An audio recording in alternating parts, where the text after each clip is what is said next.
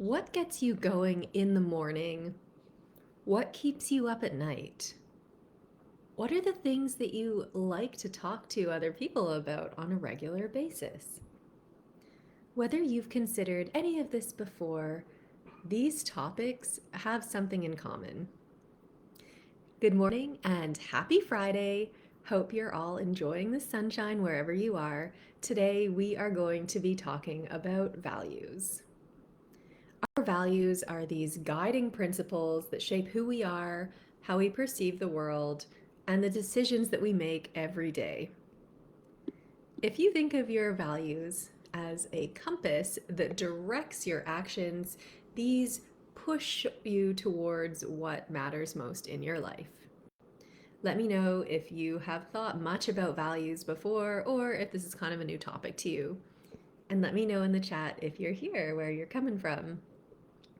So, when we look at values, these guiding principles are what shape our identity, and that leads to our beliefs, which affect our decisions, which then impact our actions, thoughts, behaviors, and the words that we use.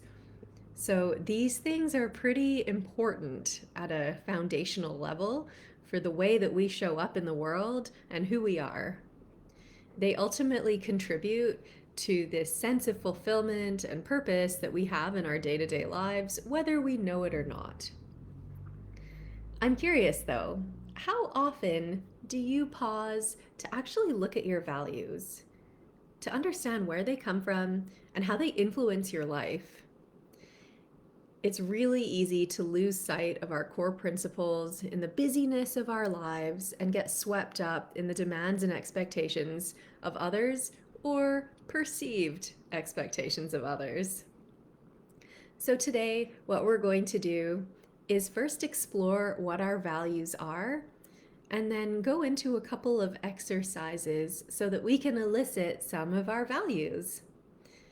First of all, the values help to filter our content, the content that comes into our brain via our senses. So, how we decide whether actions are good or bad, right or wrong, and then how we feel about these actions are a huge impact of having a value system. And we also have values in a hierarchy. So, maybe family is important to you, and maybe trust is important to you, and maybe financial stability is important to you. Those things might not be at the same level.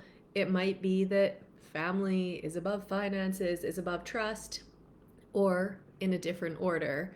I remember having a conversation with one of my therapists years ago, and she was like, okay, let me tell you about my culture. In my culture, family is above everything. So even if my value is not hurting other people, in my culture, say your brother like murders somebody and everybody knows that murder is wrong, we would still protect him over giving him up to the police because family's more important. And she said, but since I've moved away, I actually don't share those values anymore. Family's still important to me, but if my brother were to murder someone, I would turn him into the police because morally I wouldn't be able to justify that.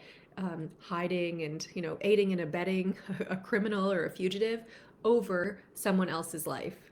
So it gives us a perspective of these things being important to us, but they can also be important to us at different strengths. So each of us also has a very different model of the world, and our values highly relate to this. If we have a conflict between our model of the world and somebody else's, that means our values are probably not matched up, and this can lead to problems. So we're willing to invest time, money, and energy in order to achieve or avoid certain things. And often, if we look under the surface, those things line up really well with our values. We are going to look at how values can change because if you do have misalignment between what you perceive your values to be and what you want them to be, there will be some incongruency in your behaviors and probably in your thoughts about yourself as well as other people. So when you can change what's important to you, it'll have this rippling effect outwards. And being able to start at that base value level means that it will affect your beliefs, your behaviors, instead of if you start at changing your behaviors and working backwards. It doesn't have the same effect. It doesn't have that downstream effect if we start in that like outer circle of our actions, behaviors, thoughts. We need to come back even further, deeper into those layers and begin with looking at and restructuring our values. And the reason for this is if you want to achieve the things that you look at in your life as being important, then if you're not doing that, maybe something at that foundational level is a little misaligned. Another key part of values is being able to place yourself in an environment that helps foster the values that are important to you. Because if you are spending a lot of time with people who are healthy, financially secure, truthful, whatever it is, then those values will interact with yours, and eventually you will begin to influence each other, either in a positive way or in a negative way. So let's elicit our values. Let's figure out what your values are. If you have a piece of paper or an app on your phone where you can take notes, go ahead and grab that now. And I'd like you to answer the following questions. Number one, which principles are most important to you? Go ahead and jot down some ideas. Is it having a stable job? Is it being able to help other people? Is it contributing to the community that you live in? Is it being healthy? Is it following a religion or having a spiritual practice? Just make some notes on what's important to you. And if you feel like sharing, drop those things into the chat. I would love to hear. After that, write down what qualities you admire in other people. This is a really good insight into values that you might sort of have in yourself, maybe like a shadow value, but you don't feel are fully realized because you see them in other people and you think, wow, that's just amazing. I admire their compassion or their integrity or whatever it is. What is it when you look at someone, and maybe that's a friend, it could be a colleague or someone on the news, whoever it is, what are they doing that you think is pretty amazing, pretty inspiring, and more of how you would like to be?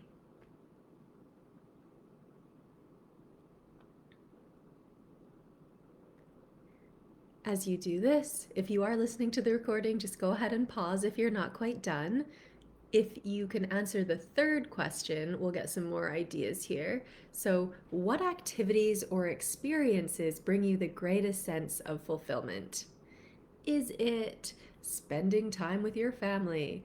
Is it grabbing your camping gear and venturing into the backcountry? Is it going to work every day and getting big projects done? Maybe it's volunteering at a local hospice or food bank. What are those things that leave your cup really full once you're done? And even if you do those things and you're not quite sure how this relates to values, you can still kind of work backwards from that activity and think, okay, what is it about the activity? Was it the time spent in nature? Was it the getting to know other people? Was it being of service? Was it just enjoying time by yourself in solitude? What about those experiences brings you joy?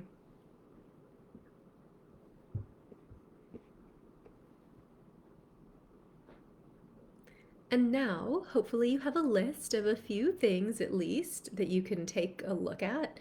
So when you're looking at these things, here's my next question, because values can be something that we move towards for pleasure or we pull away from to avoid pain. Are your values that you've elicited moving towards pleasure, the pleasure of having the value, or are they moving away from the pain of not having it? So maybe the going out into nature, maybe you're moving towards the pleasure of being by yourself, or maybe you're moving away from the pain of being surrounded by people and work and stress.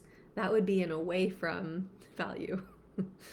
If it's being at the volunteer position, maybe you're volunteering in an animal shelter and you're moving towards helping the animals and getting to spend time walking dogs and petting cats, whatever it is, and that brings you a lot of happiness?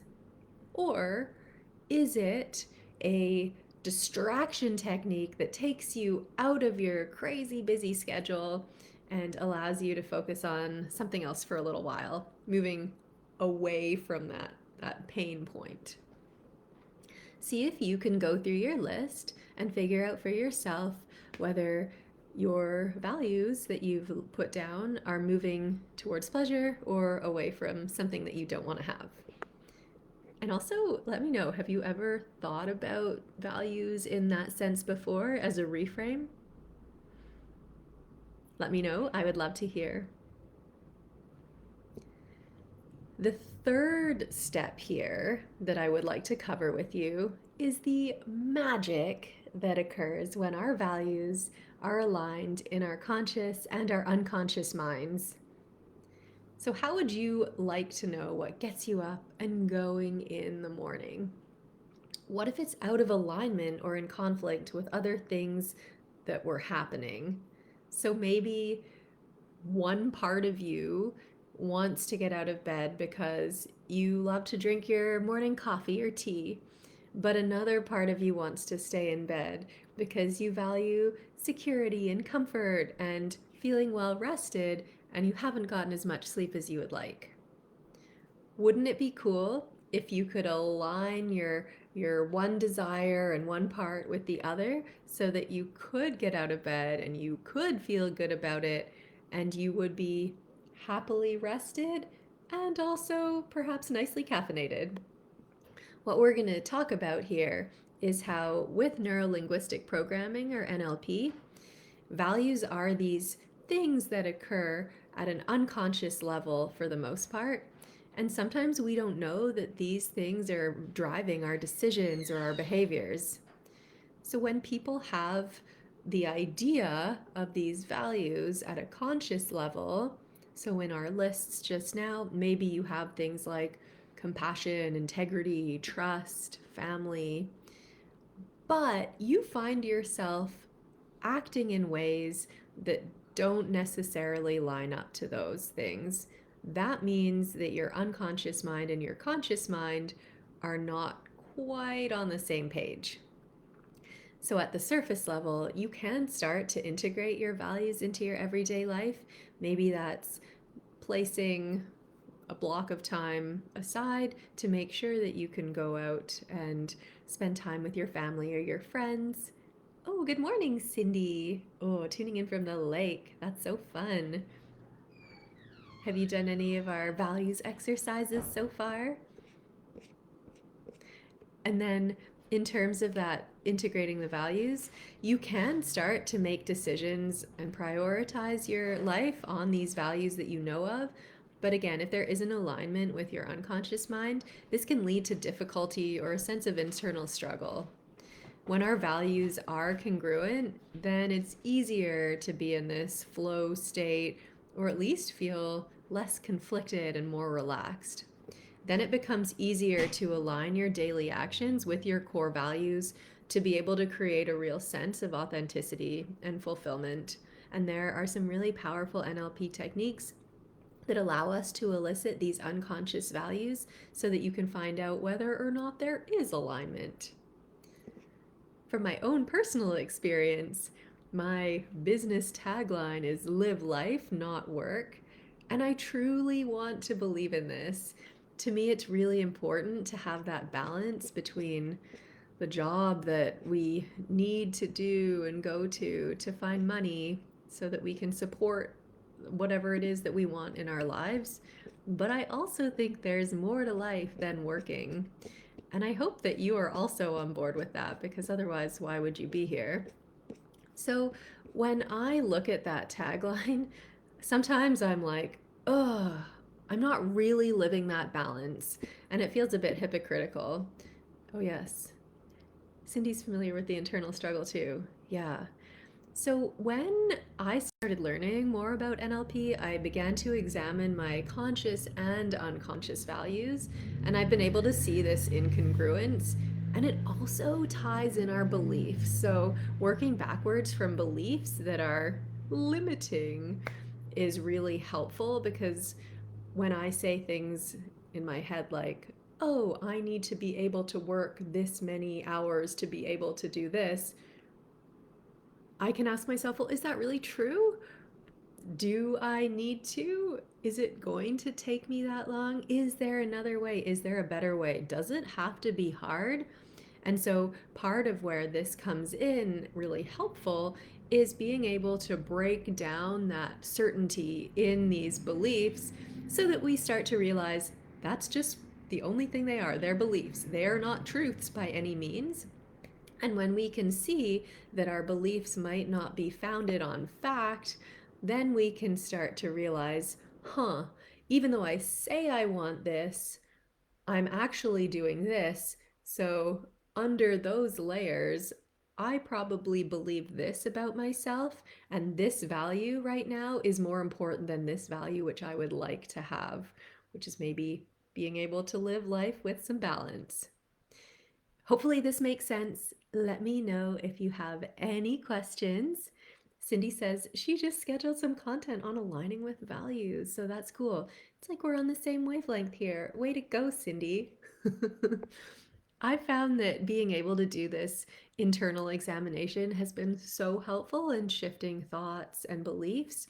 And it allows you, once you have that alignment, to start behaving in different ways with minimal effort. It just feels natural because, again, you've gone back all those steps from values to identity to belief to decisions to actions, and you've started back here and had this downstream effect on the rest of those components, which means you don't have to consciously think about changing your actions, changing your words, changing your thoughts, because you're beginning way back with values. So now you know a little bit more about values, hopefully, than you did this morning. And we are also going to talk about here, or we have talked about different ways that you can use to elicit your values, and then knowing how you can align that unconscious mind with your conscious mind to be able to create that magic or the flow when the two of them are together.